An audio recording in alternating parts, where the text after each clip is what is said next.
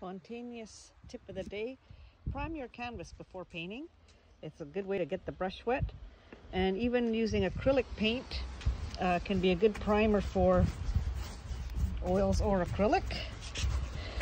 Make sure you have a bit of water, you can spread across quickly,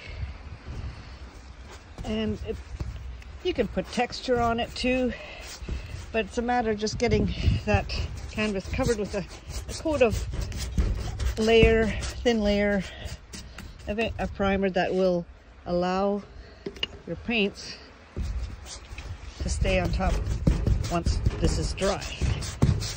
Sometimes you may like the paints to stain the canvas, but if you like colors to be bright, it's always a great idea to prime your canvas. And I prefer white because then the colors show up as their color that I mix.